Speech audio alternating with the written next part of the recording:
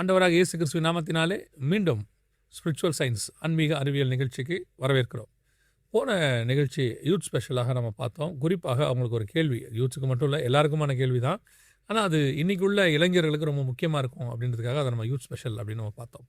அது எதை பற்றி அப்படின்னு பார்த்தீங்கன்னா செயற்கை திசு அதை குறித்து நம்ம பார்த்தோம். ஆனால் அதை கடைசியாக இன்னும் கொஞ்சம் காரியங்கள்லாம் இருந்தது.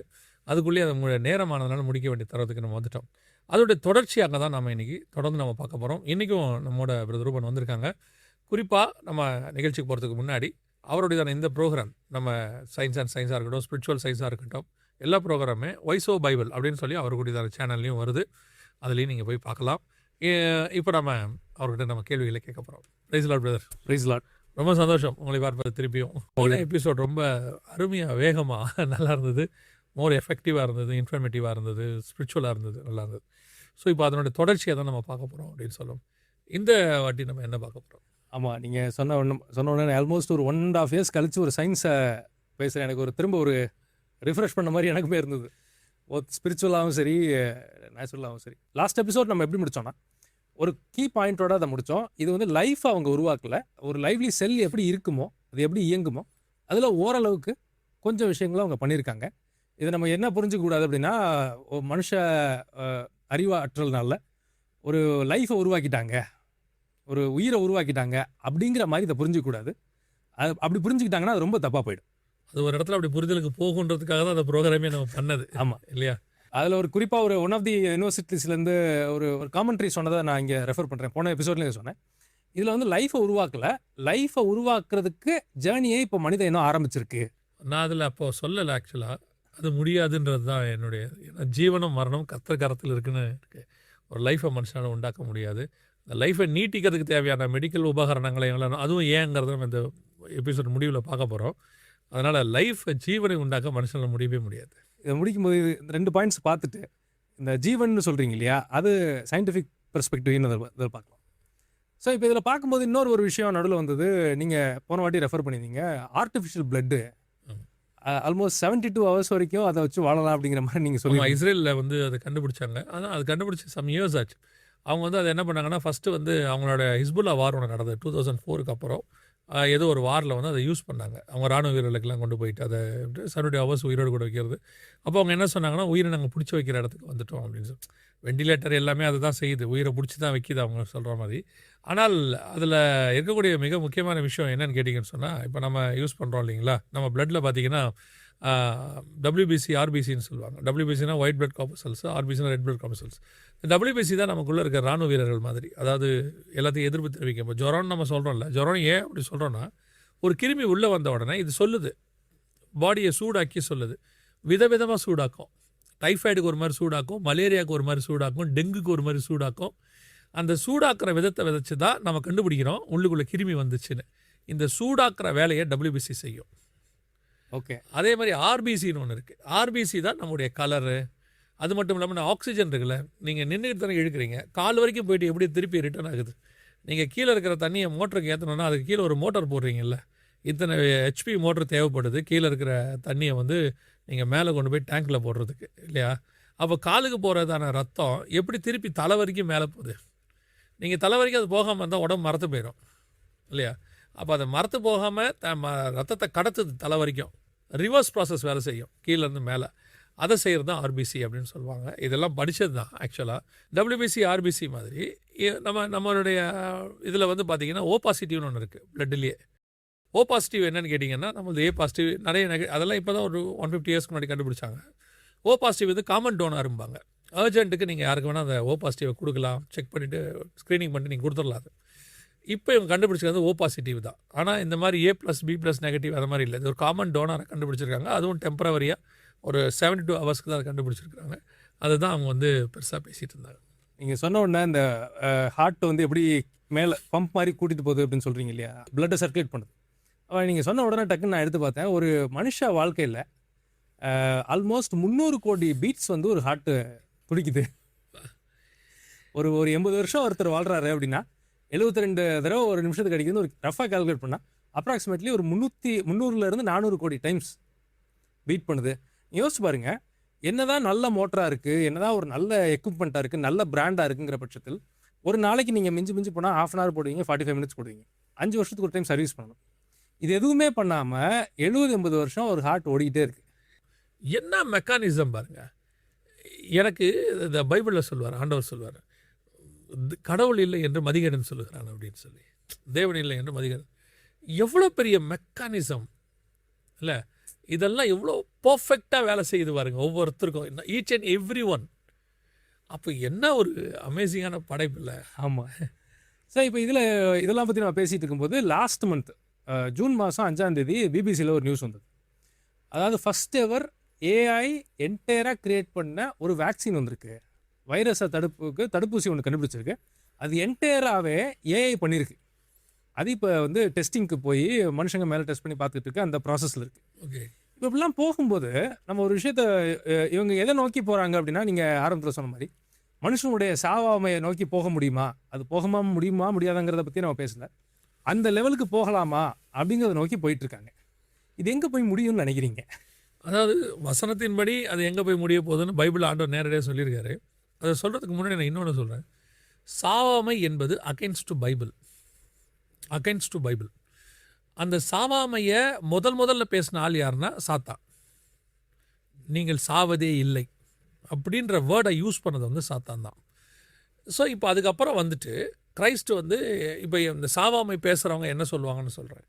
கிரைஸ்ட் வந்த பிறகு என்ன பண்ணிட்டாருன்னா மரணத்தை ஜெயமாய் விழுங்கிட்டாருன்னு சொல்லுவாங்க. மரணத்தை ஜெயமாய் விழுங்கிட்டார். அவர் எந்த மரணத்தை ஜெயமாய் விழுங்கினாருங்கிறது தான் ரொம்ப ரொம்ப முக்கியம். அந்த மரணத்துக்கு அதிபதி சாத்தானை பிடிச்சி நரகத்தில் போடுற வரைக்கும் மரணமானது பூமியில் இருக்கும். 1000 வருஷ அரசாட்சியிலும் இருக்குது. வசனம் தெளிவாக சொல்லுது, 100 வயது சென்று மரிக்கிறவனும் வாலிபன் எனப்படுவான்னு பைபிள் இருக்குது. மில்லியனியத்தில் 1000 years அவங்க சாகாமல் இருப்பாங்கன்னு பைபிள் சொல்லலை. அது 1000 வருஷம் எப்படி ஆதாம் எப்படி படைக்கும் போது இருந்தாங்களோ அது மாதிரி சாகாமலே தானே இருப்பாங்கங்கிற மாதிரி ஒரு தெளிவாக வசனத்தில் இருக்குது. 100 வயது சென்று மரிக்கிறவனும் வாலிபன் எனப்படுவான் அப்படின்னு இருக்குது. மரணம் இருக்குது. மரணம் எப்போ முடிவுக்கு வரும் அப்படின்னு கேட்டிங்க சொன்னால், மரணம் யாருக்கு இல்லைன்னா மரணத்தை ஜெயமாக விழுங்கினவர்களுக்கு மரணம் இல்லை. உயிர்த்து அவரோடு கூட அரசாண்டர்கள் அவர்களுக்கு மரணம் இல்லை. மாம்சம் இருக்கிற வரைக்கும் மரணம் இருக்கும். 1000 வருஷ அரசாட்சியிலையும் மரணம் இருக்கும். சரி, அது ஒரு பக்கம் இருக்கு. அது வரைக்குமே இப்போவும் நான் சாக மாட்டேன், நமக்கு மரணமே கிடையாது அப்படிங்கிறது சாட்டானிக் உபதேசம் அது. ஸோ மரணம் என்பது கர்த்தர் சரீரத்துக்கு நியமித்த ஒன்று. அது எப்போங்கிறது காலகட்டம் மாறும். இப்போது ஆதாம் காலத்தில் 930 ஆதாம், மெத்துசுலா 969, இவங்க எல்லாருமே 930 960 ஆனால் செத்தாங்க, மரித்தான் அப்படின்னு வசனத்தில் இருக்கும். இப்போது நியூ டெஸ்ட்மெண்ட் இயேசு கிறிஸ்து வந்தார். அப்போஸ்தலர்கள் மரித்தார்களா இல்லையா? மரித்தார்கள். ஆனால் ஜீவனோடு இருக்கிறாங்க, நம்ம விசுவாசிக்கிறோம். ஜீவன் உள்ள தேசத்தில் இருக்கிறாங்க. இப்போ அதுக்கப்புறம் வந்த எந்த பரிசுத்தவான் மரிக்கலை. என்னுடைய பார்வைக்கு நான் 2 எவாஞ்சலிஸ்ட்டை ரொம்ப பெருசாக நினைப்பேன். என்ன விஷயத்துக்கு எல்லாருக்கும் சொல்லணும். எனக்கு ஒன்று பில்லிகிராம் ஐயா, இன்னொன்று ரைனார்ட் பாங்கே, இல்லைங்களா? பில்லிகிராம் ஐயா மரிக்கலையா? டேவிட் லிவிங்ஸ்டன், இப்போ இவங்க மரிக்கலையா? எப்பேற்பட்ட பரிசுத்தவான்கள். அப்போது மரணம் என்பது என்ன? சரீரத்துக்கு மரணம் இருக்குது, உங்கள் ஆத்மாவுக்கு மரணம் கிடையாது. இந்த சாவாமை உபதேசம் எங்கே கொண்டு வந்துடுவாங்க, பிசாசு கொண்டு வந்துடுவாங்க. நீ சரீரத்தில் மரிப்பதில்லைன்னு சொல்லுவாங்க. ஆண்டவர் வந்து புசிக்கும் நாளிலே சாவாயின்னு சொன்னது சரீர மரணத்தை பற்றி அல்ல. அதுவும் நடக்கும். அவர் சொன்னது ஆத்ம மரணம். ஆத்மா பாதாளத்துக்கு போயிடும். மரண இருளின் பள்ளத்தாக்கில் நான் இறங்கினாலும். ஸோ மரித்த பழைய ஏற்பாட்டு பரிசுத்தவான்களும் மரண இருளின் பள்ளத்தாக்குக்கு தான் போனாங்கன்னு இருக்கு. ஸோ இவங்க எல்லாருமே மரணம் இல்லைன்னு சொல்லி எதை சொல்ல வர்றாங்க, எதை விரும்புகிறாங்க அப்படின்னா, சரீரத்தில் மரணம் இல்லை, 200 வருஷம் உயிரோடு இருப்பேன். அது உலகத்தார் சொல்லட்டும். அவங்க எதை நம்பி சொல்கிறாங்கன்னா, அவங்க கடவுளை நம்பி சொல்லலை, அவங்களுடைய ஃபிசிக்கை நம்பி சொல்கிறாங்க. நல்லா எக்ஸசைஸ் பண்ணுறேன், நான் இன்னும் 100 வருஷம் இருப்பேன், 150 வருஷம் இருப்பேன். இன்னொருத்தருக்குலாம் இருக்குது, எதை நீங்கள் அறிக்கை பண்ணுறீங்களோ அதன்படி நான் வருவேன். ஸோ அதை அவங்க அறிக்கை பண்ணுறாங்க. நான் 300 வருஷம் இருப்பேன், 400 வருஷம் இருப்பேன். அது அவங்களுடைய நம்பிக்கைன்னு வச்சுக்கோங்க. பிப்ளிக்கலி புதிய ஏற்பாட்டை பொறுத்த வரைக்கும் மரணம் இருக்குது, எல்லாருமே மரிச்சிருக்கிறாங்க. உங்கள் ஆத்மாவும் ஜீவனுள்ள தேசம் போதா மரண இருளின் பள்ளத்தாக்கில் இறங்குதான்னு. இந்த சாவாமை பேசினவங்களும் செத்துருக்குறாங்க. அதுதான் ரொம்ப இம்பார்ட்டன்ட். அவங்கள பிடிச்சிட்டு அலையிற கொஞ்சம் பேர் இருக்காங்க, அவங்களும் சொல்கிறாங்க. அதனால் மரணம் இல்லைங்கிற கான்செப்டை நான் ஏற்றுக்கொள்ளவே மாட்டேன். ஏன்னா பைபிளில் இல்லை, அதனால் நான் ஒத்துக்க மாட்டேன். அழகாக சொன்னீங்க. இந்த சயின்ஸை பற்றி பேசும்போது ஒரு டிவியேஷன் எடுத்து அழகாக ஒரு ஸ்பிரிச்சுவல் கான்டெக்ஸ்ட்குள்ளே போயிட்டு இந்த மாதிரி இது எங்கே போய் நிற்கும் அப்படின்னு வசனம் சொல்கிறது அப்படின்னு பார்க்கும்போது, வெளிப்படுத்தல் 9:6 அந்நாட்களில் மனுஷர்கள் சாவை தேடியும் அதை காணாதிருப்பார்கள், சாக வேண்டும் என்று ஆசைப்படுவார்கள், சாவோ அவர்களுக்கு விலகி ஓடிப்போம். இந்த நிலைமைக்கு தான் இது இப்போ எடுத்துட்டு போகுதோ, இப்போ இல்லை என்னைக்கோ ஒரு நாள் இங்கே போய் நிற்குமோ. இது ஆரம்பத்திலிருந்து பிசாசுடையதான கான்செப்ட் என்னென்னா, நம்ம எப்பவுமே ஒரு விஷயத்தை நம்ம ஆண்டு நமக்கு உணர்த்தி இருக்கிறார். என்னென்னா, காட் ஒன்று சொன்னாருன்னா அதுக்கு அகைன்ஸ்டாக செய்கிறது தான் பிசாசுடைய வேலை. ஃபார் எக்ஸாம்பிள், மனுஷனுக்கு மகிமையின் சரீரத்தோட ஆடை இல்லாமல் படைச்சார். ஆனால் அவன் மகிமையின் சரீரத்தில் இருந்தால் நிர்வாணம்னு ஒன்று கிடையவே கிடையாது.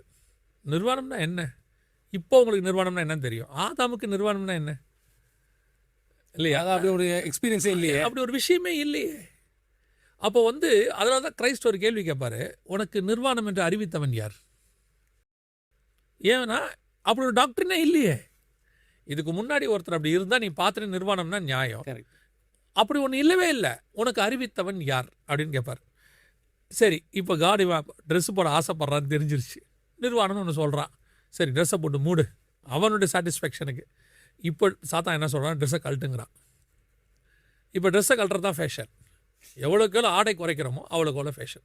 காடு ஒன்று செஞ்சால் அதுக்கு ஆப்போசிட்டாக செய்கிறதா பிசாசுடைய வேலை. இதுக்கு இதை சொல்கிறேன்னா, மரணம் இல்லைன்னு காடு சொன்ன காலத்தில் மரணம் அடைய வச்சான்.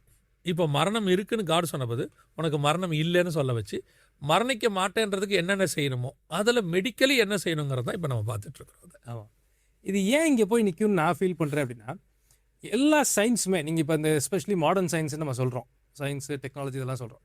இதெல்லாம் எப்படி ஒரு மனுஷனை பார்க்கும், இல்லாட்டி ஒரு உயிரினத்தை பார்க்கும் அப்படின்னா, காம்பினேஷன் ஆஃப் கெமிக்கல்ஸ்.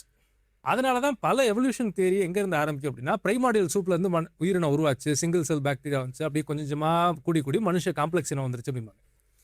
இவங்களுக்கு எப்படி பார்க்க தெரியும் அப்படின்னா, ஃபிசிக்கலாக பார்க்க தெரியும். ஸ்பிரிச்சுவலாக பார்க்க மாட்டாங்க, ஃபிசிக்கலாக பார்ப்பாங்க. ஃபிசிக்கலாக இவங்க ஒரு உயிரினத்தை எப்படி பார்ப்பாங்கன்னா, சதை இருக்குது, அதோட கெமிக்கல்ஸ் இருக்குது, இதெல்லாம் சேர்ந்து நம்மளை யோசிக்க வைக்குது, இயங்க வைக்குது அப்படின்னு ஏன் பார்க்குறாங்கிறது ஒரு காரணம் இருக்குது. ஏன்னா இந்த மெடிக்கல் இருக்கு இல்லையா, இந்த கெமிக்கல்ஸ் அட்ஜஸ்ட் பண்ணுறத வச்சு தான் மொத்த மெடிக்கேஷனுமே இருக்குது. அப்படி பார்த்தா தான் அவங்க ஏற்ற மருந்தை கண்டுபிடிக்க முடியும். ஓகே.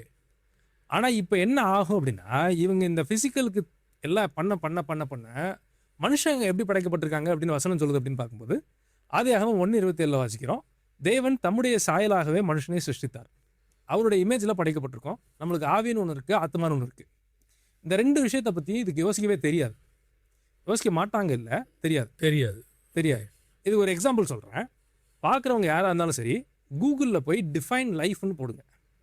டிஃபைன் லைஃப், உயிர் என்றால் என்ன அப்படின்னு கூகுளில் இந்த நான் சொல்கிற கீவேர்டை போடுங்க, டிஃபைன் லைஃப் அப்படின்ட்டு. இப்போ நான் இந்த ஷூட் பண்ணுறதுக்கு முன்னாடி, இப்போ அரை மணி நேரத்துக்கு முன்னாடி இதை நான் போட்டு பார்த்தேன். இது முன்னாடி நான் பார்த்துருக்கேன், திரும்ப இப்போ பார்க்கணுமே, எப்படி மாற்றிருக்காங்களா என்ன அப்படின்னு தெரிஞ்சுக்கலாமேன்னு பார்க்குறதுக்காக பார்த்தேன். நான் 5 வருஷத்துக்கு முன்னாடி பார்க்கும்போது இருந்ததை தான் இன்னும் சொல்கிறேன். நீங்கள் ஸ்க்ரீனில் பார்க்குற மாதிரி அவன் என்ன சொல்கிறான், டெஃபினேஷனை பாருங்கள் டிக்ஷனரியில். The quality that people, animals or plants have when they are not dead. இது ஆக்சுவலி இந்த அர்த்தம் புரிஞ்சவங்க சிரிக்காமல் இருக்கவே முடியாது. கட்டாயமாக சிரிக்க தான் செய்யணும், வேறு வழியே இல்லை இதுக்கு. சரி, உயிரோடு இருப்பவைகளும், இதர் அது மனுஷனாக இருக்கலாம், இல்லாட்டி மிருகமாக இருக்கலாம், இல்லாட்டி பிளான்ஸாக இருக்கலாம், உயிரோடு இருக்கும்போதும் செத்தும் போதும் அதற்கு இருக்க வித்தியாசமே உயிர். அதுதான் விசுவாசம்னா என்னன்னு ஒருத்தரை கேட்டான். விசுவாசம்னாரு. ஏன்னா லேட் ஆயிடுச்சு. அதே கான்செப்ட் தான் இது. உயிரோட இருக்கவனுக்கும் செத்தவனுக்கும் இருக்க வித்தியாசம் தான் உயிர்ன்னு இவன் சொல்கிறான்னா, சயின்ஸுக்கு லைஃப்னா என்னண்டே யோசிக்க தெரியாது.